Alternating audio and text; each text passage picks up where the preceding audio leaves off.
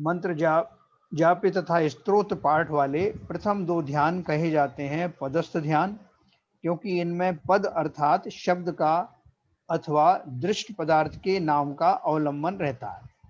भावना भावन वाली तृतीय भूमि को पिंडस्थ ध्यान कहा जाता है, क्योंकि वे सब भाव पिंड अर्थात देह के सापेक्ष होते हैं।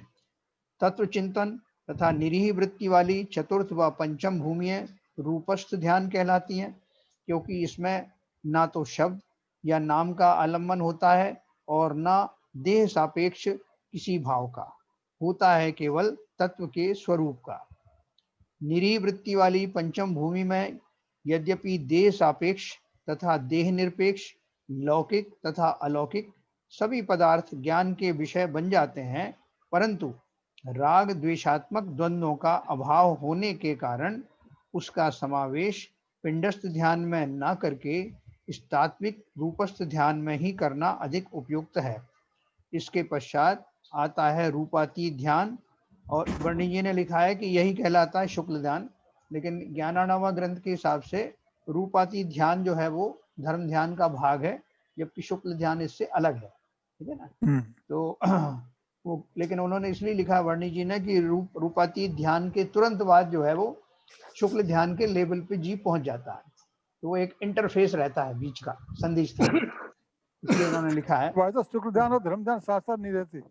हाँ नहीं मैंने कहा साथ साथ रहते, मैंने बोला उस पूर्वक हो रहा है। मैं पूछ रहा हाँ नहीं उस पूर्वक रहता है। रूपातीत ध्यान की समाप्ति के तुरंत बाद शुक्ल ध्यान जो है शुरू होता है, लेकिन जैसे आप बोल रहे हैं कि दोनों एक साथ नहीं रहते, लेकिन कुछ लोगों ने ऐसा ओवरलैपिंग भी माना है, बराबर बोल रहे हैं आप, क्योंकि हाँ वही मैं कह रहा था। 7वें गुणस्थान के बाद में किन्हीं जीवों ने शुक्ल ध्यान सीधा माना है। 7वें के बाद में जो श्रेणी आदि आरोहण होता शुक्ल ध्यान से होता है, जीवों ने धर्म ध्यान का जो सद्भाव है वो 10वें गुणस्थान तक भी माना है, ठीक है ना। तो अभी अपन क्या खाली भूमिका पढ़ेंगे, जिनको पढ़ना है उनके लिए मसाला बहुत है, बहुत मसाला है, उसमें से मैं थोड़ा सा अभी और चिंता करूंगा, आपको उसके हिंट दूंगा आपको।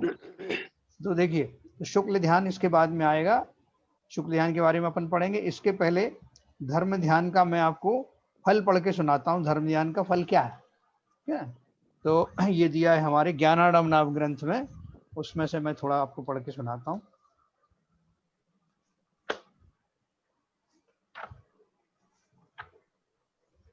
इसको पढ़ने के बाद आपको धर्म ध्यान में काफी रुचि बढ़ जाएगी, और हम अपनी भूमिका के अनुसार किंचित धर्म ध्यान अपने जीवन में जरूर ला सकते हैं।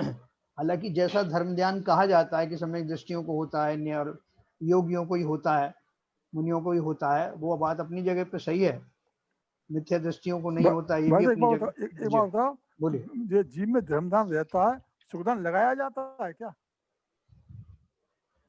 लगाया क्या, देखिए ऐसा है कि लगाने का अर्थ चिंतन है। शुक्लध्यान लगाया जाता है, लगाने का मतलब तो उस स्थिति में रहते ही रहता है।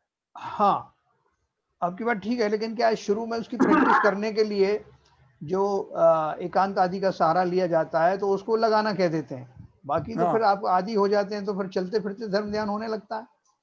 जब चलते फिरते आर्त रोध ध्यान हो रहा है, तो चलते फिरते धर्म ध्यान भी किया जा सकता है, उसकी अपन चर्चा करेंगे करने वाले अपन। तो देखिए 404 पेज पे इसमें दिया है ज्ञानार्णवा ग्रंथ में धर्म ध्यान का फल क्या है।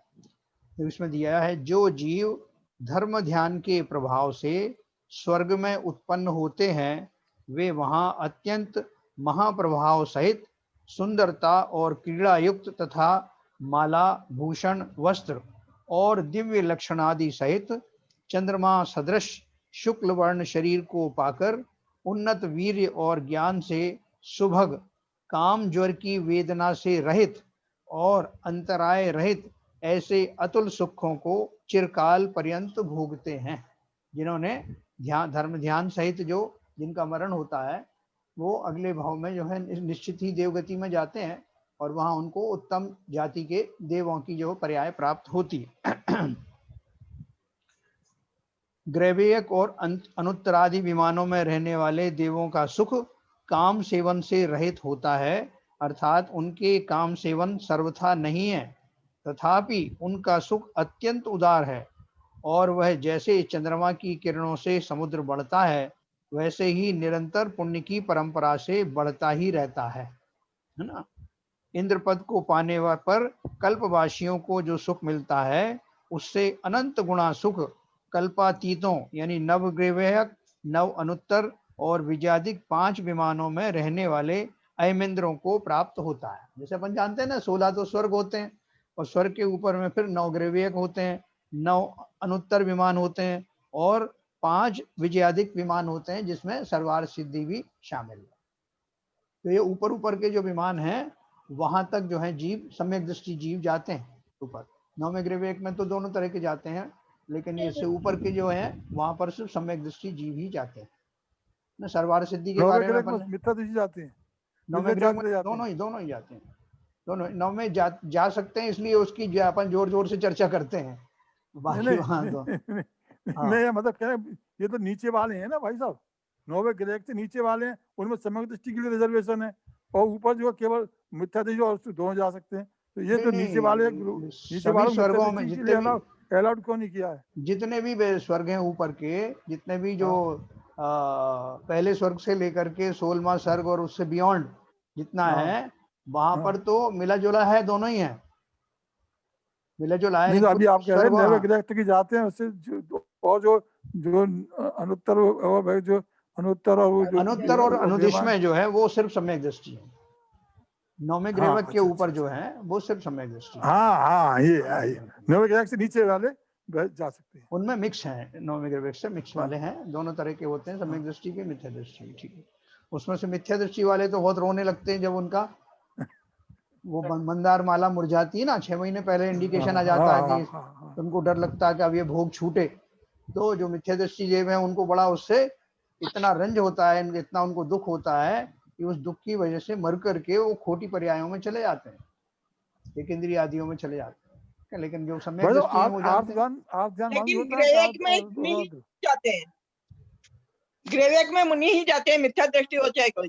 हाँ वो तो ये मना ही नहीं किया किसी ने, मुनि की बात हुई नहीं ना अभी, खाली मिथ्या दृष्टि और सम्यक। हाँ बराबर है। आर्तदान और द्रोधान है क्या उधर ऊपर? कहाँ पे? जहाँ आप बता रहे वो जो जब माला मुरझ जाती है तो उन्हें बड़ा होता, तो आर्तदान में जाते हैं क्या? आर्तदान में जाते होंगे वो तो। देखो कौन से गुण स्थान तक उनका, कौन सा गुण स्थान होता है देवों का? चौथा गुण होता है ना। और आर्तध्यान कहाँ तक चलता है? 6वें गुण स्थान तक। हाँ है ना, तो रहता है ना उसे। तो देखो आगे चलते हैं अपन। सर मेरा एक सवाल है। हाँ बोलिए। और उसमें जो आपने कहा कि धर्म ध्यान का असर क्या होता है, उसका रिजल्ट क्या होता है, इसके बारे में कहा, और जितनी भी बातें कही है करीब करीब शरीर संबंधी है, लौकिक है। धर्म ध्यान का असर क्या लौकिक सुख है और लौकिक यानी अच्छा शरीर पाना ही है? देखिए ऐसा है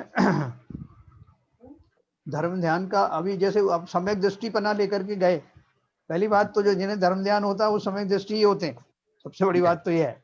और वो सम्यक दर्शन जो है वो ज्यादातर जो है वो कैरी फॉरवर्ड भी होता है, ज्यादातर जो धर्म ध्यान वास्तव में जिन्होंने किया होगा वो कैरी फॉरवर्ड होगा। और वहाँ के जो तो देव होंगे वो सम्यक दर्शी अगर हैं तो भले ही ये लौकिक जो है उनको सब भोग आगे मिलते हैं, वो तो वैसे मिलेंगे ही ना, उनको अच्छी पर्याय मिलेंगे, लेकिन उसमें वो ज्यादा मस्त नहीं रहते, उनके भाव वहां भी वैसे विरक्त पूर्वक ही रहते हैं ऐसा। क्योंकि सम्यक दृष्टि का अर्थ ही है कि उसको जो कुछ मिला है पुण्य से वो भोगने में तो आता है, लेकिन ऐसी गृद्धता पूर्वक उसे भोगते नहीं जैसा कि मिथ्या दृष्टि जीवों में पाया जाता है।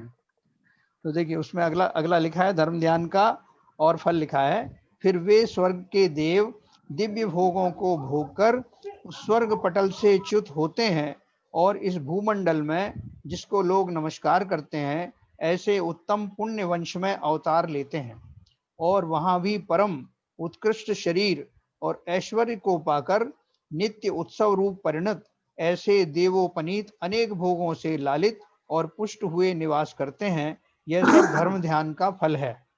उसके आगे और सुनिए।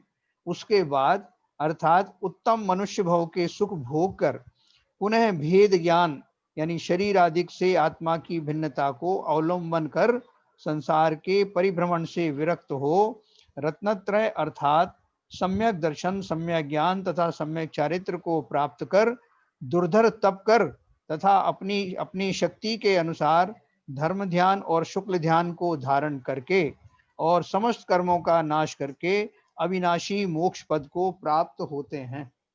यह धर्म ध्यान का परंपरा रूप फल है। इस प्रकार धर्म ध्यान का फल निरूपण किया है ना। तो आरपी जैन साहब की जो शंका थी ना, जो जीव धर्म ध्यान करने में प्रवृत्त होगा, देखो हम धर्म ध्यान अभी करेंगे तो वो धर्म ध्यान वास्तविक तो नहीं होगा, उसका हम अभ्यास कर रहे हैं, सहायक कर रहे हैं, तो इसलिए हमारी तो गारंटी अभी नहीं हो रही। लेकिन जो वास्तव में सम्यक दर्शन पूर्वक धर्म ध्यान जिन्होंने किया है, उसका फल निश्चित ही परंपरा से मोक्ष का है। और बीच में जितने भी जो सुख मिलते हैं ना, कितने बढ़िया उनको इंद्र के भोग मिले और ये सब, वो भोग जो है उनको मिलते तो हैं क्योंकि अच्छा काम किया है, लेकिन उसमें वो लालायत अगर होते तो सम्यक दर्शन कैसे उन्हें प्राप्त होता? उन्होंने प्राप्त ही इसी तरह से हुआ।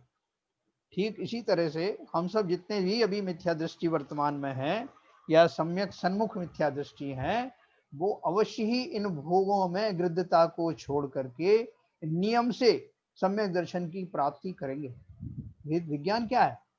जिन शरीरों के माध्यम से जिन सुखों की हम भोग करने की बात करते हैं, वो शरीर ही मैं नहीं हूँ, वो शरीर ही मेरा नहीं है, ऐसा ज्ञान होते ही, ऐसा श्रद्धान होते ही तो सम्यक दर्शन होता है। तो जिन्होंने इस विधि पूर्वक सम्यक दर्शन प्राप्त किया है, वो पाए हुए भोगों में कैसे आसक्त होंगे? यही तो सम्यक दर्शन का लक्षण है। वो जीव नरकों के दुखों में भी सुख से रहता है, तो कैसे रहता है? वह ऐसा नहीं कि कोई उसका हितैषी आकर के उसको डनलप के गद्दे प्रोवाइड करता हो या सारी सुख सुविधाएं देता हो, नहीं, अपनी आंतरिक मनोदशा के कारण ही, इस शरीर से निवृत्त होने के कारण, शरीर आदि को अपना न मानने के कारण, वो सम्यक दृष्टि नारकी भी वहां सुखी में ही रहता है। उसको इतने लोग मारकाट कर रहे हैं और उतनी प्रतिकूलताओं में रहते हुए भी वो दुखी नहीं होता। यह है अद्भुत महिमा सम्यक दर्शन। तो ऐसा सम्यक दर्शन रूपी रत्न हमें प्राप्त करना है, जिसके जाते ही ना नरक हो चाहे स्वर्ग हो चाहे कुछ हो, हमें सब जगह एक जैसे समता और शांति के परिणाम मिलते हैं। तो देखिए इसमें हम नहीं पढ़ा। अब धर्म ध्यान एक दो तीन चीजें और पढ़ेंगे। ये क्या बोलते हैं, बेनाड़ जी ने प्रश्नोत्तर संग्रह में थोड़ा सा दिया है जो मुझे अच्छा लगा, मैं आपको बता देता हूँ। इसमें इन्होंने एक प्रश्न किया था, क्या जप और ध्यान पर्यायवाची है? जप और ध्यान पर्यायवाची है। दिया किसी मंत्र को बहुत बार स्मरण करना जप कहलाता है, जबकि किसी एक अक्षर के ऊपर चित्त का स्थिर हो जाना ध्यान कहलाता है। धर्म ध्यान में भी यानी पदस्थ ध्यान पंच परमेष्टि वाचक मंत्रों के ध्यान करने का कथन मिलता है। इस अपेक्षा से कथनचित जप और ध्यान एक भी कहे जा सकते हैं। देखो हमारे लिए तो अभी ये जितना कुछ हम कर रहे हैं उन्हीं में धर्म ध्यान छिपा हुआ है। हमारे लिए तो धर्म ध्यान जो वर्तमान में जिसको उसका जो स्वरूप है, वो हमारा आर्त ध्यान में और रौद्र ध्यान में जाने से हमको रोकता है ना, डिटरेंट है ना वो। तो इसलिए हमारे काम की चीज है। तो जाप भी हम देते हैं तो एक टूल है, ये हमारा एक हथियार है, जिसके बहाने से मैं उतने दिन तक चित्त को, उतनी देर तक चित्त को एकाग्र रख करके आर्त और रौद्र परिणामों से बच सकता हूँ। तो इसलिए उन्होंने लिखा है यहाँ पे कि जाप इस अपेक्षा से पंच परमेष्टि का ध्यान कर रहे हैं, पंच परमेष्टि का ध्यान कर रहे हैं, नमस्कार मंत्र का जाप कर रहे हैं, तो उतने काल तक, प्रोवाइडेड कि मैं उतने समय तक बाहर के संसार में भटकूंगा नहीं, भ्रमूंगा नहीं, विधि पूर्वक, भली पूर्वक, स्थिरता पूर्वक अगर जाप करता हूँ तो वो भी छोटा मोटा धर्म ध्यान जैसे ही है ना। और हम वर्तमान में गृहस्थ दशा में वही तो कर सकते हैं, अच्छे से कर सकते हैं, नियम लेके कर सकते हैं, संकल्प पूर्वक कर सकते हैं। इतने इतने समय तक मैं जाप करूंगा और बाहर के किसी भी भौतिक भाव को आने नहीं दूंगा। अब संकल्प पूर्वक बैठेंगे तो नहीं आएंगे भाव, छुट्टा छोड़ देंगे तो आ सकते हैं, है ना। हाँ। सर इसमें एक कॉर्नर आपने जो कहा उसमें मैं एक और ऐड करना चाहता हूँ। जी जी करिए। जैसे कुछ लोग सामूहिक जाप करते हैं, हाँ, वो किस कैटेगरी में कहाँ पे फिट होगा इसमें? सामूहिक जैसे मंत्र जाप है, मंत्र अपना नमोकार मंत्र का जाप चल रहा है, बक्संबर का पाठ चल रहा है सामूहिक, तो वो किस कैटेगरी कहीं फिट होगा? उसमें भी यही रूल लागू होगा। अगर आप खाली लय में लय मिला के पढ़ रहे हैं और आपको रटा हुआ है तो और भी अच्छा है। आप कहीं भी घूम रहे हैं बाजार में मन से, मन से आप कहीं भी घूम रहे हैं लेकिन वहां सबके सुर में सुर तो मिल रहा है, और लोग बोलेंगे देखो ये तो कितना कंठस्थ याद है। ध्यान सामूहिक नहीं होता भैया, ध्यान तो इंडिविजुअल होता है। नहीं, उनका कहना यह है कि वो अभी आर्थ ध्यान में भी नहीं है, रौद्र ध्यान में नहीं है, तो क्या उसे धर्म ध्यान मान लें क्या, इस भाव से बोल रहे हैं। नहीं, कौन आदमी कैसे भाव से कर रहा है, अखंड पाठ तो कर रहा है, बैठा हुआ है, और भाव उसे कहीं दूर जा रहे हैं, तो वह सामूहिक कैसे कह दोगे? इंडिविजुअल है, जिसके जैसे भाव होंगे। अगर अखंड पाठ भी कर रहा है, मतलब जिसके जैसे भाव होंगे, ध्यान हो सकता है इंडिविजुअल, लेकिन जाप तो सामूहिक होता है। नहीं, वो क्या बोल रहा है, सामूहिक जाप में आप केवल शरीर से बैठे हुए हैं या कि मन से दिमाग से बैठे हुए हैं, ये अंतर है ना। सामूहिक जाप तो चल रहा है, लेकिन आप उसमें शरीर से बैठे हुए हैं या कि आप दिमाग से बैठे हुए हैं। हाँ, वही अपन बात कर रहे हैं कि सामूहिक में भी हर आदमी इंडिविजुअल है ना। सामूहिक के जितने भी ग्रेडियंट्स हैं, कंपोनेंट्स हैं, वो सब इंडिविजुअल है ना। तो उन इंडिविजुअल का भाव कैसा चल रहा है उसके हिसाब से वो धर्म ध्यान है या नहीं, सिंपल बात ही है, भले ही आप बैठे सामूहिक में।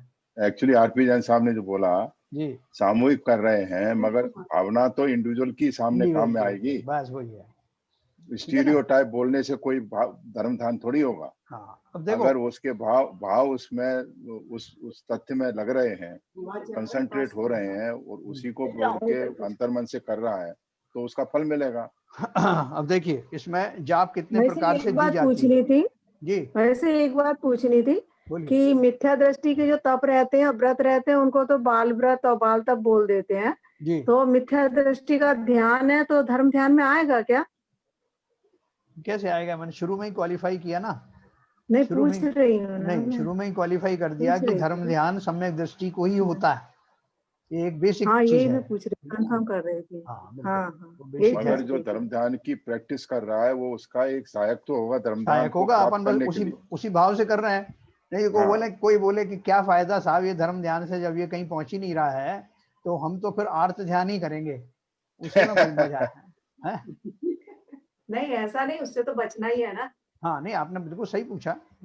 तो मैं उसका आगे का बता रहा हूँ कि अगर इस धर्म ध्यान से हमको बिल्कुल भी लाभ ना हो जो हम अपनी भूमिका में कर रहे हैं, करने जा रहे हैं, तो हर आदमी कहेगा साहब क्या फायदा, फिर तो हम उसी तरह से जो आर्त ध्यान में, परनिंदाओं में जो हमें मजा आता है, लोगों की चुगली करने, वो ही कंटिन्यू करेंगे ना, कुछ तो आनंद आएगा। भाई बात बताओ भाई साहब, ये आपकी बात बराबर बताओ जी। आप कह रहे हो कि आर्त ध्यान तो रहेगा नहीं उस समय, तो धर्म ध्यान भी आप मान नहीं रहे उसे, तो कहाँ गया फिर?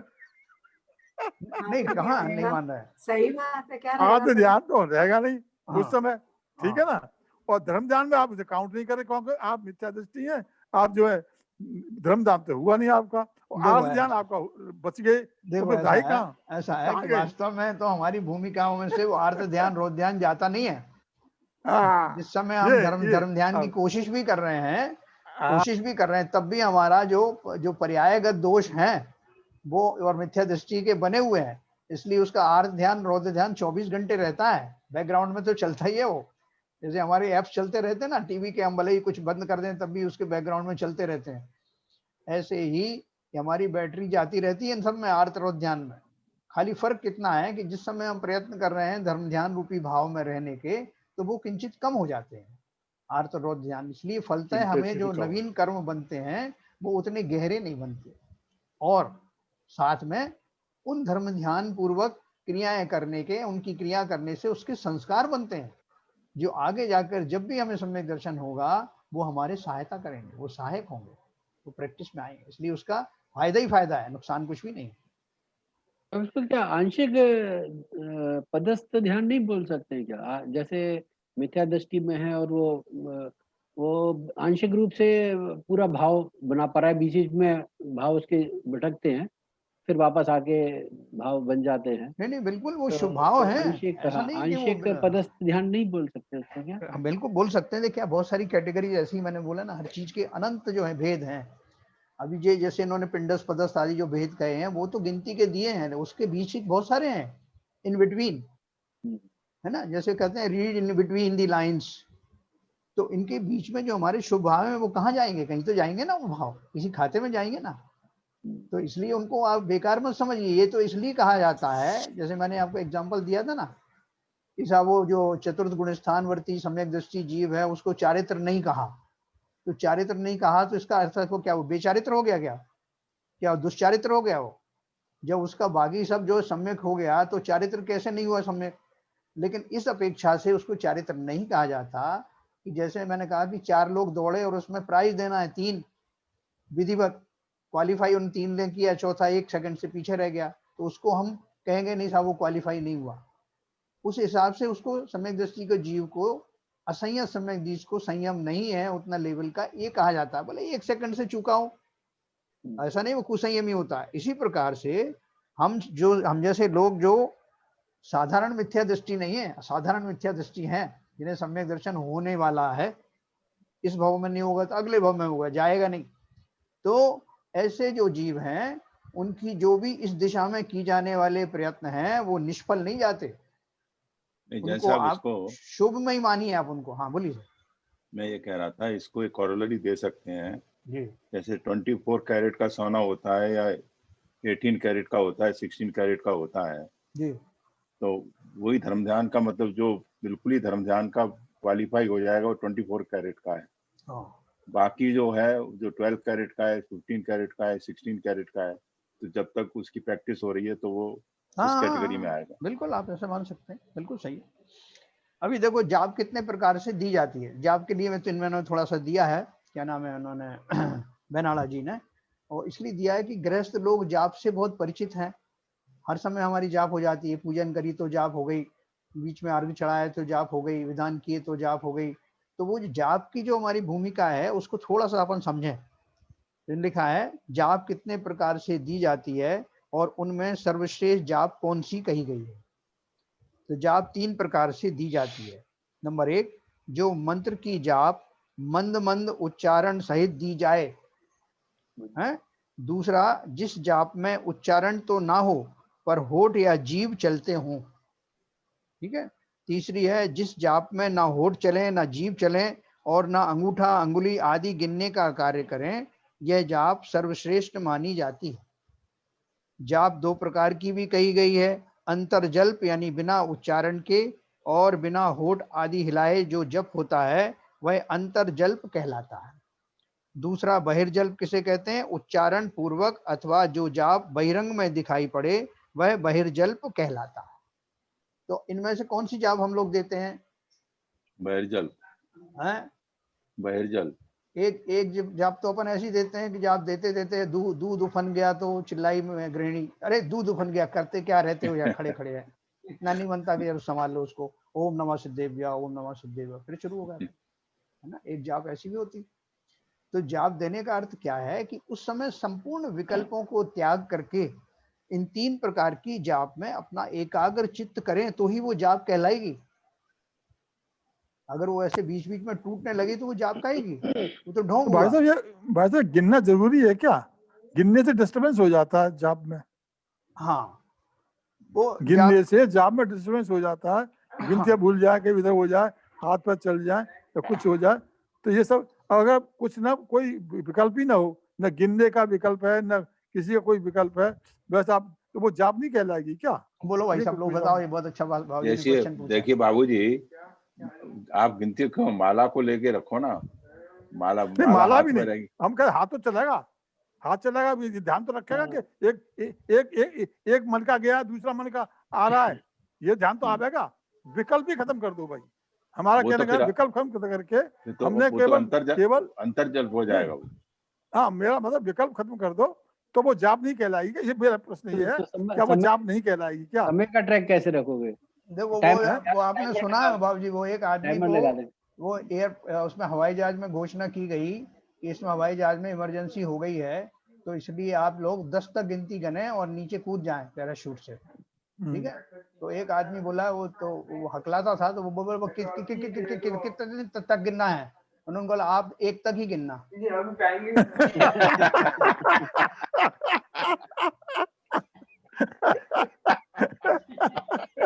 बाबूजी आपको प्रश्न का जवाब मिल गया होगा। इसलिए अगर वो क्वालिफाई नहीं करें तो बहुत सारे चतुर लोग 2 तक ही गिनती करें। आपने हटा ही दिया काउंटिंग का तो पैरामीटर, इसलिए कुछ तो नियम बनाने पड़ेंगे ना।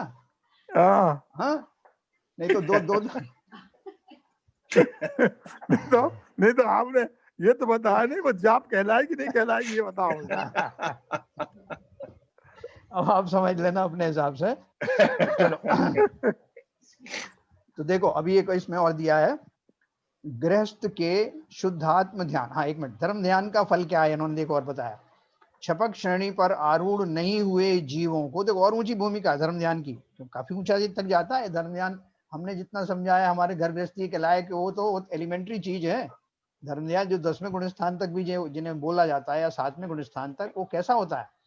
छपक श्रेणी पर आरूढ़ नहीं हुए जीवों को देव पर्याय संबंधी विपुल सुख मिलाना और गुण श्रेणी रूप कर्मों की निर्जरा होना धर्म ध्यान का फल है। मतलब 7वें गुण स्थान में उनको देव पर्याय का जो है उनको बंद होता है। छपक श्रेणी पर आरूढ़ जीवों के तो असंख्यात गुण श्रेणी रूप से कर्मों की निर्जरा होना और शुभ कर्मों के उत्कृष्ट अनुभाग का होना धर्म ध्यान का फल है। छपक श्रेणी वालों, धर्म ध्यान से शुभ आश्रव, संवर और निर्जरा होती है। कर्म रूपी बादल नष्ट हो जाते हैं। मोहनी की 28 प्रकृतियों का क्षय होना तथा आचार्य वीरसेन महाराज के अनुसार सूक्ष्म संप्राय के अंतिम समय में मोहनी कर्म का विनाश होना धर्म ध्यान का फल है। हालांकि ये थोड़ा इसमें शंका है, कुछ लोग बोलते हैं कि 10वें गुण स्थान में वो शुक्ल ध्यान ये तो भाई साहब कुछ ज्यादा हो गई। वो तो वहां शुक्ल ध्यान लगाता, शुक्ल ध्यान लगता है ना। शुक्ल ध्यान में तो पृथक विकृत जो है वो जो वो लगता है, वो पृथक वितर्क लगता है, तब होता है। पढ़ेंगे अभी शुक्ल धर्म ध्यान का फल नहीं है।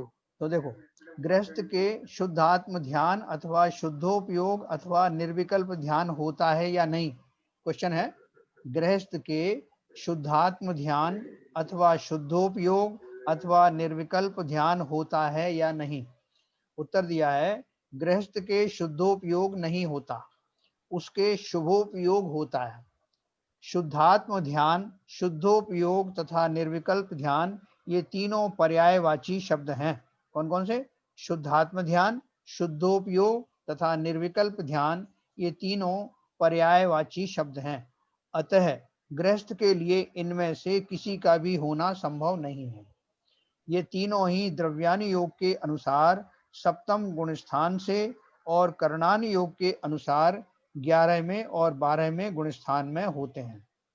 गृहस्थों के शुद्धोपयोग किसी भी आचार्य ने नहीं लिखा है। ठीक है, तो इसमें एक प्रश्न किसी ने यही पूछा है, इस काल में मोक्ष तो होना नहीं है, फिर हम धर्म ध्यान क्यों करें? उत्तर दिया है, बृहद द्रव्य संग्रह के अनुसार इस पंचम काल में भी जो धर्म ध्यान रूप प्रवृत्ति रखते हैं, वे उसके प्रभाव से अगले जन्म में देव पर्याय प्राप्त कर वहां भी पूर्व संस्कारों के अनुसार पूरा समय धार्मिक प्रवृत्ति में बिताते हैं और महान पुण्य का संचय करते हैं, जिसके फलस्वरूप अगले भव में मनुष्य पर्याय प्राप्त कर शलाका पुरुष आदि उच्च पदों को प्राप्त करते हैं और शीघ्र मुक्ति प्राप्त कर लेते हैं। ठीक है ना। इसके विपरीत जो धर्म ध्यान रूप प्रवृत्ति नहीं रखते हैं और आर्त व रौद्र ध्यान रूप निरंतर बने रहते हैं, वे अधोगति को प्राप्त होते हैं, दीर्घ संसारी होते है ना। तो हम जो अभी कुछ करेंगे धर्म ध्यान, भले ही धर्म ध्यान ना हो, धर्म ध्यान की प्रवृत्तियां तो होंगी ना, तो इसलिए वो प्रवृत्ति में हमको जरूर रहना है। तो देखिए अब मैं आपको शुक्ल ध्यान के बारे में बताऊंगा, शुक्ल ध्यान क्या है, और फिर धर्म ध्यान और शुक्ल ध्यान में अंतर बताऊंगा। देखो शुक्ल ध्यान इसी में जो दिया है, चित्त लय हो जाने के कारण, अभी हम क्या अज्यूम कर रहे हैं कि धर्म ध्यान के जो हमने जो पांचों प्रकार से जो पढ़ा था, उनको पढ़ने के, उनको करने के बाद जो साधक है वो बहुत उच्च कोटि की भूमिका में चला जाता है, जहां उसके कर्मों की गुण श्रेणी निर्जरा मन अनंत गुणा निर्जरा शुरू हो जाती है और वो श्रेणी आदि चढ़ने के में सक्षम हो जाता है। तो ये सब होने के बाद मतलब उस लेवल का धर्म ध्यान है, छोटा मोटा नहीं। वो करते करते जब वो एक ऐसे मुकाम पर पहुंचता है जहां ध्यान और ध्याता और ध्येय एक ही हो जाते हैं, ध्यान ध्याता और ध्येय विकल्प नहीं रहता, एक ही हो जाता है। मैं ही तो ध्यान करने वाला, मैं ही अपना ध्यान करने वाला, और जो मेरा जो ध्यान हो रहा है वो मेरे द्वारा मेरा ही ध्यान किया जा रहा है, प्रक्रिया भी वही। तो वो जो अवस्था है वो रूपातीत ध्यान के तुरंत पश्चात वाला शुक्ल ध्यान वाली स्थिति बनती है, जिसमें शरीर की बात बहुत पीछे छूट गई, जिसमें मैं ध्यान कर रहा हूँ ये बात भी छूट गई, मैं किसका ध्यान कर रहा हूँ वो भी छूट गया। एक सहज स्थिति निर्विकल्प दशा की बनती है, जो शुक्ल ध्यान कहा जाता है। शुक्ल का अर्थ है सफेद, श्वेत। जैसे हमारी सफेदी हो, बिना दाग धब्बे के जो सफेदीपन है उसको हम जैसे सफेद कहते हैं, श्वेत एक्चुअल, ऐसे ही उन्होंने शुक्ल ध्यान को उस रूप माना है जिसमें कोई दाग धब्बा ना हो, जो बिल्कुल मलिनता जिसमें ना हो, एकदम स्वच्छ। तो उसके लिए उन्होंने शुक्ल ध्यान शब्द उपयोग किया है। चित्त लय हो जाने के कारण भले राग द्वेषात्मक द्वंद्व शेष ना रह गए हों, परंतु बुद्धि जागृत रहने के कारण अंतरपट पर होने वाली विषयों की भागदौड़ तो अभी जीवित है ही। भले राग द्वेषात्मक उत्तराल तरंगों वाला क्षोभ शांत हो गया हो इस महासागर का, परंतु ज्ञानात्मक क्षुद्र तरंगों वाला क्षोभ तो शांत नहीं हो पाया अभी। भले ही दृष्टि में बाह्य जगत का लोप हो जाने के कारण पूर्णतः निरंग हो गया हो, वह मोहहीन हो गया हो वह, परंतु अंतरंग में यह ज्ञानात्मक सूक्ष्म जगत लुप्त ना होने के कारण पूर्णतः निस्तरंग नहीं हो पाया है वह, शोभहीन नहीं हो पाया है वह। मोह शोभ विहीन साम्य रस बढ़ता जा रहा है, विशुद्धि में प्रतिक्षण अनंत गुणी वृद्धि होती जा रही है, चारित्र बराबर ऊपर उठता चला जा रहा है, ज्योतिर्लोक की सीमाओं में प्रवेश पा गया है, परंतु पूर्ण नहीं हो पाया है वह, साक्षात रूप से ज्योतिर्लोक का वासी नहीं हो पाया है वह। ये क्या दशा बता रहे हैं वो? अभी शुक्ल ध्यान में प्रवेश हो रहा है, उस भूमिका का उन्होंने एक आपको सीन बताया है कि जैसे समुद्र में बैठा हुआ कोई बीचों बीच बैठा हुआ जीव ये अनुभव कर रहा है कि समुद्र की जो अशांत लहरें थी वो धीरे धीरे शांत होती जा रही हैं, बहुत शांत होती जा रही हैं। विकल्पों रूपी जो जितनी भी तरंगें थी वो धीरे धीरे करके मंद होती होती बंद होने के कगार पर पहुंच गई हैं। ठीक उसी समय शुक्ल ध्यान की स्थिति बनी। अब आगे देखो शुक्ल ध्यान में क्या हुआ। तथापि इतने मात्र से योगी निराश होने वाला नहीं। योगी देख रहा है कि अभी भी कुछ कुछ विकल्प हैं, हमें तो निर्विकल्प होना है। तप के प्रभाव से उसकी शक्ति में अनंत गुणी वृद्धि हो चुकी है, उसके सहायकों की गति वेगवती हो चुकी है और शत्रु सेना दुम दबाकर भागी जा रही है। पीछा करता है यह महासुभट उनका, बीज तक नाश करने का संकल्प किया है इसने उनका। चित्त तो पहले ही शरण में जा चुका था अपनी जननी बुद्धि की, और लो अब यह बुद्धि भी चली भय के मारे कांपती हुई शरण में अपनी जननी वासना की, जागृति वासना की नहीं प्रसुप्त वासना की, क्योंकि वह तो मूर्छित हो चुकी थी पहले ही, अपना कार्य करने में बिल्कुल असमर्थ। अत्यंत क्षीण काय वह अब कैसे रुक सकती है अंतर प्रभु के दर्शन को। देखो इन्होंने यहाँ तक क्या बताया कि विकल्प समाप्त हो रहे हैं। इस पूरे उसका चित्रण का अर्थ क्या है कि जो बहुत सारे विकल्प आते थे पहले ही बहुत सारे रुक गए हैं, थोड़े से विकल्प बाकी हैं, लेकिन वो विकल्प भी धीरे धीरे समाप्त हो रहे हैं और अब चंद विकल्प ही बाकी है। शुक्ल ध्यान की दशा बताई है उन्होंने। खुल गए हृदय, एक और चेतन सूर्य का अतुल प्रकाश और दूसरी ओर इसका झीना सा आवरण, कैसे रुक सकता है वह। इतना प्रकाश जो है अब अंदर में तैयार हो गया है कि निकलने को व्याकुल हो रहा है, प्रकाशित होने को व्याकुल हो रहा है। जैसे कोई कमरा प्रकाश से लबालब भर गया हो और उसके दरवाजा खोलने की देर है और वो सारा प्रकाश चरम पर पहुंचने के कारण बाहर से भी आलोकित होने लगता है। तो जैसे वो कह रहे हैं कि मेरे हृदय के कपाट उस प्रकाश को बाहर निकालने के रूप में उद्युत हो रहे हैं, ऐसा मेरा दशा हो गई है। अनंत अनंत प्रकाश जो है वो मेरे अंदर में प्रज्वलित हुआ। प्रकाश बाहर से दिखने वाला प्रकाश नहीं, ये तो पुद्गल पर्याय की दशा है, जो हम जो ट्यूबलाइट की लाइट और ये सब लाइट देख रहे हैं ना, तो इसलिए इस जाति का प्रकाश नहीं। खुल गए हृदय गुहा के द्वार और हो गया योगी को साक्षात उस महाप्रभु का एक अनिर्वचनीय ज्योति के रूप में, और इसीलिए कहलाता है यह शुक्ल ध्यान। उन्होंने थोड़ा सा उसका रूपक बनाया है, मैं आपको इसको और सरल शब्दों में बताऊंगा। चुंधिया गई आंखें योगी की, परंतु दौड़ा वह बेतहाशा अपने प्रिय की ओर, उससे चिपट जाने के लिए, उसमें लय हो जाने के लिए। वासना की बची खुची सेना भस्म हो गई इस महातेज में, और जगत जननी वासना भी समा गई उसकी कोख में। लय हो गया सब कुछ, चित्त गया बुद्धि में, बुद्धि गई वासना में, वासना गई महाप्रभु की कोख में। ना रहा मैं और ना रहा तू, ना रहा बाह्य जगत और ना रहा भीतरी जगत। मैं रूप अहंकार ही निशेष हो गया, तब योगी भी कहाँ। भले ही प्रतीत होती रहे उस पर ज्योति की, परंतु मैं अमुक नामधारी योगी, ऐसी द्वैत प्रतीति कहाँ है अब। वह भी लीन होकर निशेष हो गई उसी में, रह गई एक अनिर्वचनीय शांत तथा समता युक्त ज्योति। सच्चिदानंद परमेश्वर महातत्व स्वातत्व, इसके अतिरिक्त अन्य कुछ नहीं। शून्य में समा गया सब कुछ, बुझ गया दीपक चित्त का। यही है बौद्ध का निर्वाण, माध्यमिक का शून्य और जैन का मोक्ष। देखो, ये इन्होंने थोड़े थोड़े कठिन शब्दों का प्रयोग किया है, जिसकी वजह से आपको शायद बहुत ज़्यादा समझ में आया नहीं होगा। मैं आपको थोड़ा इसका सरल अर्थ बताता हूँ।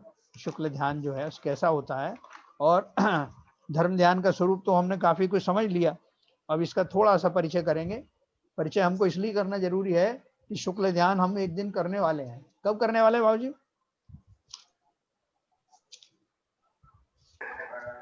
शुक्ल ध्यान तो हमें करना, बिना किए तो हम आगे बढ़ ही नहीं सकते हैं ना जीवन में। तो कब करना है? कुछ आपने कुछ कैलेंडर बनाया अपना? अबे अब तो धर्म ध्यान के बाद में 7वें गुरुस्थान से शुरू हो जाएगा वो तो। हाँ, 7वें गुरुस्थान के दूसरे खंड से। भाई तो ये बताओ, पृथकत्व वितर्क जो पहला जो शुक्ल ध्यान है वो भेद के द्वारा कहा गया है, तो इसमें भेद क्या रहता है? भेद के द्वारा कहा गया है। और एकत्व वितर्क जो है वो एक 3 योगों में से किसी एक योग को मान करके किया जाता है। तो मेरा मतलब कहना क्या है कि जो पृथकत्व वितर्क है वो कैसे भेद से किया जाता है? आप तो बिल्कुल जो है अभी आपने जो है कमर ही कसली लगता है शुक्ल ध्यान करने की। बिल्कुल। हाँ, आपको तो पूरा प्रोसीजर। अरे भाई तो ये शुक्ल ध्यान के बिना तो मोक्ष नहीं होगा ना। बिल्कुल नहीं होगा। 14वें गुरुस्थान में जाकर अंतर्वाल रहता, प्रतिपाती कौन सा, वो सूक्ष्म प्रतिपाती, निवृत्ति वाला। जो वो आपको बताता हूँ। देखो अभी इसमें ये दिया है शुक्ल ध्यान में कि ये किस तरह का मन होता है, किस तरह की जो उसका स्वरूप क्या होता है। शॉर्ट में आपको बताता हूँ। अल्प वीर्य अर्थात सामर्थ्यहीन प्राणियों का मन स्थिर करते हुए भी निरंतर विषयों में व्याकुल होता हुआ चलायमान होता ही है। इसलिए अतिशय अल्प चित्त वालों का शुक्ल ध्यान करने में अधिकार नहीं है। प्राचीन मुनियों ने पहले के वज्र वृषभ नाराज संघनन वाले के ही शुक्ल ध्यान कहा है। बहुत बढ़िया, है ना। शुक्ल ध्यान किसको होता है? देखो हमें तो उसकी महिमा आनी चाहिए ना, कितना अनूठा वो होता होगा वो ध्यान, जिसके करने से ही जीव को केवल ज्ञान सुनिश्चित हो जाता है ना। अल्टीमेटली केवल ज्ञान प्राप्त होता ही है। इसीलिए अतिशय अल्पचित्त वालों का शुक्ल ध्यान करने का अधिकार नहीं। वज्र वृषभ नाराज संघनन, जैसे मैंने बताया, पहला वाला जो संघनन है वो उनको मिलता है जिनको कि शुक्ल ध्यान को करना है, उनके पास ये होता है, मतलब कोइंसाइड हो जाता है। इसका कारण यह है कि इस संघनन वाले का ही चित्त ऐसा है कि शरीर को छेदने, भेदने, मारने और जलाने पर भी अपने आत्मा को उस शरीर से अत्यंत दूर अर्थात भिन्न देखता हुआ चलायमान नहीं होता, और ना वर्षा काल के पवन आदि दुखों से चलायमान होता है, तथा उस ध्यान के समय लेप की मूर्ति अर्थात रंग से निकली हुई चित्रांग की मूर्ति की तरह हो जाता है। जैसे चित्र बना दिया हो दीवार पर आपका, है, कोई शंका भी नहीं करे कि ये जीवित है या ये जो कोई चित्र ही बना हुआ है ना। जब प्रतिमा योग धारण करते हैं या ये इस तरह का जो बात आती है, वो इसका वही दशा कि कोई कह ही नहीं सकता कि ये जो इसमें जरा भी हलन चलन बाकी है, जैसे चित्र बना दिया हो दीवार। इस कारण वह योगी ना तो कुछ देखता है, ना कुछ सुनता है, ना कुछ सूंघता है और ना कुछ स्पर्श किए हुए को जानता है, ऐसे पुरुष के शुक्ल ध्यान होता है। तो इसमें शुक्ल ध्यान के बारे में बहुत डिटेल में दिया है, जिनको मैं भी ज़्यादा उसमें गहराई में इसलिए नहीं जाऊंगा क्योंकि यहाँ जितने हम सब हैं वो अभी अभी प्राथमिक श्रेणी में है, प्राथमिक उसमें है, बाकी समझ में कुछ आएगा नहीं जब तक आप विशेष इसका अध्ययन नहीं करेंगे।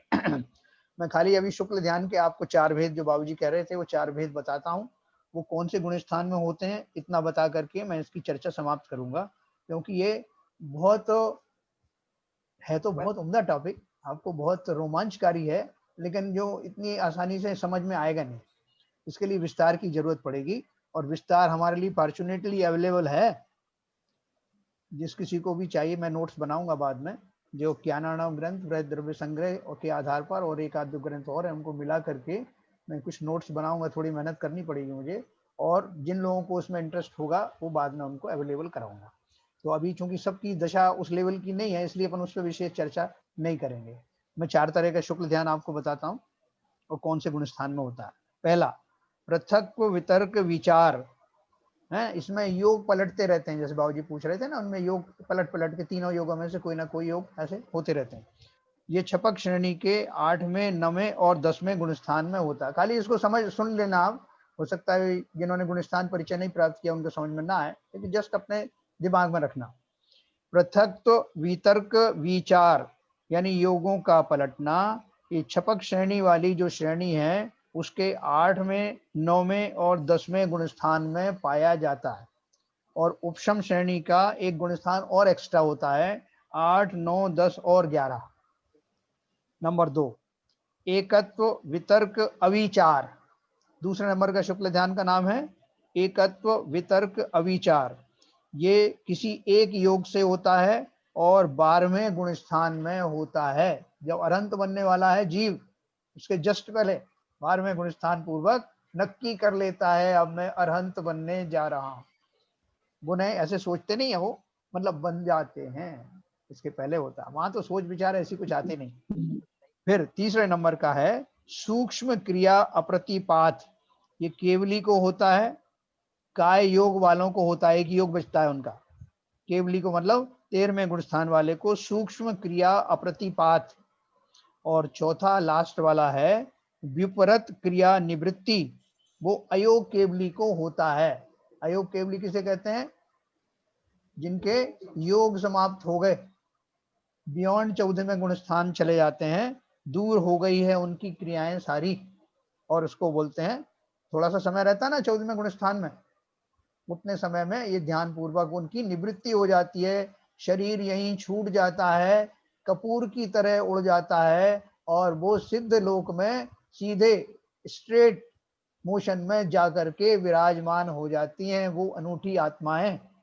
समय शिखर जी पे जो चरण बने हैं ना, प्राचीन चरण बने हैं, कि ठीक ऊपर देखो आपको वहीं मिलेंगे, वो वहीं से उनके शरीरों का विसर्जन हुआ और वो अनूठी दशा को प्राप्त हो गए, है ना। कैसा होगा वो दृश्य जब वो समस्त बंधनों को, जैसे किसी की सांकलें हटा दी जाए ना, उसके बेड़ी हथकड़ी से मुक्त कर देने के बाद वो कैसा स्वतंत्र हो जाता है, ऐसा शरीर रूपी पिंजरे से निकल करके वो जीव सदा के लिए मुक्त हो जाता है और उस श्रेणी में जाकर के विराजमान होता है जहां अनंत सिद्ध बैठे हुए हैं। तो हम सारे जीव भी उस शुद्ध दशा की कल्पना करें जो हमें एक ना एक दिन अवश्य प्राप्त होने वाली है, जिस दशा को प्राप्त करने के बाद नहीं रह जाता है दुख का कोई लेश, क्योंकि जो सुख मेरा नैसर्गिक स्वभाव था उससे मेरा परिचय वहां जाकर के होता है। अनंत जीवों की संगति में, सिद्ध जीवों की संगति में बैठ जाता हूँ। कहते हैं ना अच्छों की संगति करना, इससे अच्छे और क्यों कौन मिलेगा। एक ज्योति के अंदर अनंत ज्योति विराजमान है, ऐसी ज्योति में मेरा भी स्थान उपलब्ध हो जाता है, मैं कृतार्थ हो जाता हूँ, मुझे कृतकृत्य हो जाता हूँ, अब मुझे करने के लिए कुछ बाकी नहीं रहा। ऐसे परम सिद्ध की कल्पना करें जो धर्म ध्यान पूर्वक जिसकी की हम शुरुआत करने जा रहे हैं वो उस पूर्वक करेंगे। मैं अब आपको 2 मिनट में बताऊंगा कि हमको एक से पूछा था। बोलिए भाई साहब, पृथकत्व वितर्क में आपने कहा था कि तीनों योगों में बदल बदल के होता है, तो अपने बदल जाता है ध्यान क्या अपने आप अपने बदलता है क्या? बिल्कुल बिल्कुल, ऑटोमेटिक। वहां पर तो जो है विकल्पों से रहित हो जाए ना बाबूजी। अगर एक विकल्प लगाने लगेगा कि मुझे ये करना है, वो पर करने धरने का अगर भाव रहा तो फिर वो जो वो दशा आएगी नहीं ना, निर्विकल्प दशा है ना। तो ऑटोमेटिक चेंज होते रहते हैं, ऑटोमेटिक चेंज होते हैं, ऑटोमेटिक। ठीक है ठीक है। उसको अब आपको इतना वो इंटरेस्ट आ रहा है, बहुत अच्छी बात है, तो उसको आप ध्यान से उसको विस्तार से पढ़ें, सब विस्तार दिया हुआ है। तो देखिए अब मैं आपको एक चीज बताने वाला हूँ कि हमने जितनी तरह की जो धर्म ध्यान पढ़े, क्योंकि हमारी तो सीमाएं अभी वहीं तक हैं, लेकिन उस धर्म ध्यान को भी हम कैसे, जो उसकी प्रवृत्ति है, धर्म ध्यान की वृत्ति प्रवृत्ति ही कह लीजिए, उसके द्वारा हम आर्त और रौद्र ध्यान को कैसे रोकें। रोकने का अर्थ में संपूर्ण रूप से तो नहीं रोक सकते उनको, उसको शेडोइंग कर सकते हैं, उसको बिल्कुल डिमिनिश कर सकते हैं, मिनिमाइज कर सकते हैं, बैकग्राउंड में कर सकते हैं। तो कैसे करें? पहला वाला जो ध्यान था हमने पढ़ा, कौन सा वाला था जिसमें हमने इस धर्म ये पढ़ा था, मंत्र जाप पे पढ़े थे, है ना। तो नमोकार मंत्र है, आपकी जिनवाणियों में बहुत सारे तरह के मंत्र हैं, उनमें हालांकि वो सब लिखा है, उनमें से छांटते ना, इसमें लिखा है सब जीवों को वश में करने का मंत्र, इसमें लिखा है कि सर्व रिद्धि धारा का प्राप्त करने का, एक में लिखा है सर्व सुख प्राप्त करने का, है ना। ऐसे बहुत सारी चीजें लिखी होंगी, तो हमें उसमें से मन ललचा जाता है, इसमें से कौन सा सेलेक्ट करूं, अभी वर्तमान में मेरी क्या दशा चल रही है, संकट है कि नहीं है, अभी लक्ष्मी प्राप्त करनी है कि सरस्वती प्राप्त करनी है, ऐसे भाव हमारे अंदर चलने लगते हैं और हम उन मंत्रों में सिलेक्शन करते हैं, है ना। कोई भी मंत्र सेलेक्ट करो आप, प्रारंभिक कोई भी अभिलाषा हो, लेकिन जब आप मंत्र सेलेक्ट कर लें तो कंडीशन क्या है, मंत्र के संपूर्ण पीरियड में आपके ऊपर अंतर मन में, आपके अवचेतन मस्तिष्क में अपनी आकांक्षाओं का जरा भी छाया पड़नी नहीं चाहिए, है। आपने सिलेक्शन किसी भी भाव से किया हो, लेकिन जब मंत्र जपने बैठोगे कोई जरा भी आकांक्षा आपके दूर दूर तक आपके अंदर आनी नहीं चाहिए। सिलेक्शन में ही आकांक्षा आ जाती है, सिलेक्शन में आकांक्षा आ रही है। आप तो बता रहे हो कि हमने दुख दूर करने के लिए वो वाला मंत्र पढ़ना है, हमें कष्ट हो गया है, दर्द हो रहा है, इस वाला मंत्र पढ़ लो। तो ये जब मंत्र का सिलेक्शन कर रहे हैं, उस समय अगर वांछा हो गई तो फिर आप कह रहे हो कि पूरे मंत्र पढ़ते समय वांछा नहीं रहेगी, हाउ इज इट पॉसिबल? मैंने इसीलिए उसमें क्वालिफाई किया है कि जब जीव कोई भी सिलेक्शन करता है, क्योंकि मन नहीं मानता ना, जो इतने ऑप्शन दिखते हैं तो जीव को लगता है कि इसमें से बेस्ट सेलेक्ट करूं ना मैं, जो मेरी अंदर की जो चल रही है। लेकिन जो दूसरी बात मैंने कही, दूसरी बात कह करके मैंने यही इशारा किया है कि इस तरह की आकांक्षाएं करना बेकार है। हाँ, तब नहीं काम, वो मंत्र काम ही नहीं करेगा। हाँ ठीक है, तो पहला ये है, मंत्र जाप अपना सेलेक्ट करो, और सबसे बढ़िया जिसमें परम शांति हो, शांति की बात हो, जिसमें भौतिक आकांक्षाएं ना हो, इस प्रकार की बात सोच करके मंत्र जाप करना। मंत्र आपकी पसंद का हो, ये बात अलग है, जिसमें आपका मन लगे, जिस शब्दों का उच्चारण करना आपको सरल हो, है ना, ऐसे सेलेक्ट कर सकते हैं। दूसरा स्तोत्र पाठ है। स्तोत्र तो हम सब जानते हैं, बहुत सारे पाठ हैं। कौन कौन से हैं स्तोत्र पाठ, बताएं कोई जरा दो चार। पार्श्वनाथ स्तोत्र है सबसे पहला, और भक्तामर स्तोत्र है,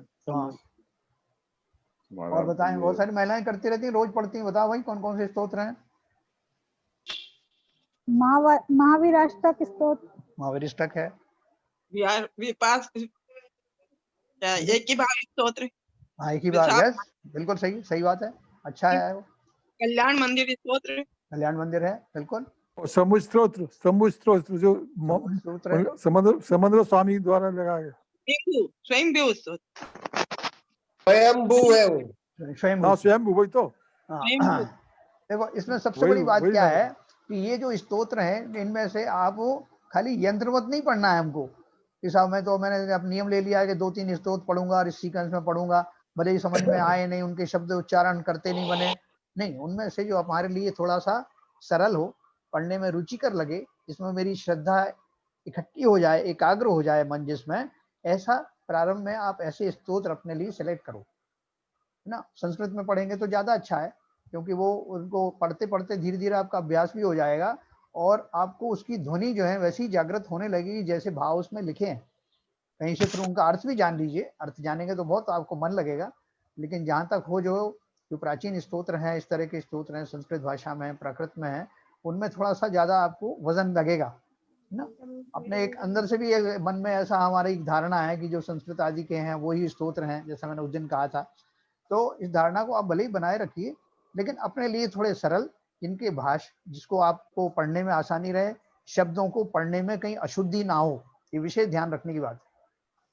शुद्धि पूर्वक मंत्र पढ़ेंगे, ध्यान स्तोत्र पढ़ेंगे तो उनका विशेष लाभ होगा, और नहीं तो आपको पाप का भी, अभिनय का दोष भी लग सकता है। तो स्तोत्र पाठ तो आप सब जानते ही हैं, वो जरूर अपनी रूटीन में, देखो जैसे हमारी थाली होती है ना, तो थाली में बोलते हैं थोड़ा विटामिन भी होना चाहिए, थोड़ा प्रोटीन भी होना चाहिए, थोड़ा सा ये भी होना चाहिए। उसी तरह से हमारी जो रोज की पूजा है, पूजन की थाली, मतलब आंतरिक पूजन के जो भाव हैं, उसमें ये सारी चीजें, एक स्तोत्र भी हो, एक मंत्र भी हो, एक पूजा भी हो, कुछ अर्घावली भी हो, ऐसा एक थाली हमारी बढ़िया बढ़िया थाली रोज लेकर के, है ना, थाली का मतलब आंतरिक थाली, उनमें ये सारे हमारे उसमें शामिल हों। तो अपना सिलेक्शन आप करें, और कुछ तो ऐसे करें कि जो आप गुनगुनाते रहें, घर में काम भी होता रहे, चलता रहता है, और साथ में आप गुनगुना रहे। गुनगुनाते में कई बार तो आपका मन दूसरी जगह भटक जाता है, लेकिन फिर लौट के आ जाता है। तो इसलिए इनका अभ्यास, उनको याद करना, कई बार ऐसी दशा होती है कि आप पुस्तक नहीं देख सकते, कोई सूतक लग गई है, कुछ और हो गया है, तो ऐसे काल में, कोई संकट काल है, आप जंगल में फंस गए, कहीं और फंस गए, तो ऐसी पूजा थोड़ी मुखग्र याद करिए, थोड़े मंत्र याद करिए। उसके अलावा दूसरा भावनाएं हैं, 12 भावनाएं के जिन्होंने बताया था, 12 भावना है, और दूसरी 16 कारण भावनाएं आदि, ये भी कंठस्थ की जा सकती हैं। फिर हमने ये पढ़ा था, ये अपाय विषय में क्या, कर्मों के नाश का उपाय, कर्म फलों के उदय का चिंतन था एक विपाक विषय में, कि कर्म देखो कैसे कैसे फल देते हैं। इनका चिंतन करने से जब कभी हम मुसीबत में होंगे, तो हमें अपने आप ही किसी की और दिलासा दिलाने की किसी की जरूरत नहीं, हम स्वयं ही अपने आप को संबोधन दे सकते हैं कि देखो कर्म कैसे कैसे उदय में आते हैं, मेरा अभी तक कितना अच्छा समय चल रहा था, अचानक से खराब आ गया, ये मैंने ही कर्म किए थे, उनका समय आया तो उनका विपाक शुरू हो गया। ऐसा उनका चिंतन, इनको दूर करने का कैसा कर्म सिद्धांत है, ऐसे भाव, ये सब धर्म ध्यान की श्रेणी में आते हैं, जो हमने पहले पढ़ा। और फिर उसके बाद में एक और है सबसे बड़ा, जो अपन जो संस्थान विषय कहते हैं, कि देखो मध्य लोक की कैसी रचना है, स्वर्ग लोक की कैसी रचना है, वहाँ कैसे कैसे देव जाते हैं। अभी वो बहन जी बता रही थी ना, कि बिना मुनि बने अपन ग्रह तक नहीं जाते हैं। ये सब बातें हमें दिमाग में आए उस समय, कि मुझे मुनि बनना भी आवश्यक है, और भेद विज्ञान भी जरूरत है। सारा चिंतन, 3 लोक की रचना के बारे में चिंतन, कैसे कैसे नरक हैं, कैसे निगोध हैं, कैसे द्वीप समूह, इनके चिंतन से क्या होता है, आर्त रौद्र ध्यान की तरफ जाने वाला मेरा मन विराम पाता है, उस तरफ नहीं जाता, ये थोड़े डाइवर्शन करते हैं, इसलिए वो उसका अपनी वैल्यू है। और उसके बाद में ये सब चिंतन करने के बाद में फिर जब आपको समय मिले, एकांत में बैठकर, जिसे हम सामायिक कहते हैं, सामायिक में पाठ पढ़ना ही नहीं, इस तरह के ध्यानों का आना, एकांत में बैठकर एकाग्र बुद्धि से, ये सब उस धर्म ध्यान की प्रवृत्ति में ही शामिल है। तो हमें कितना सुंदर मौका मिला है कि हमने आज इतनी धर्म चर्चा की, इतने दिन से की।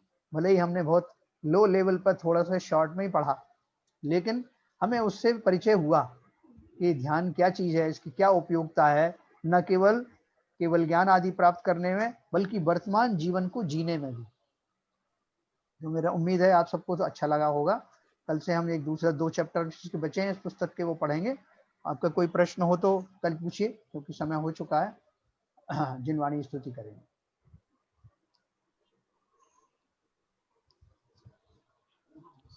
मिथ्यतम नाश वे को ज्ञान के प्रकाश वे को आपा पर भास वे को भानु सी बखानी है।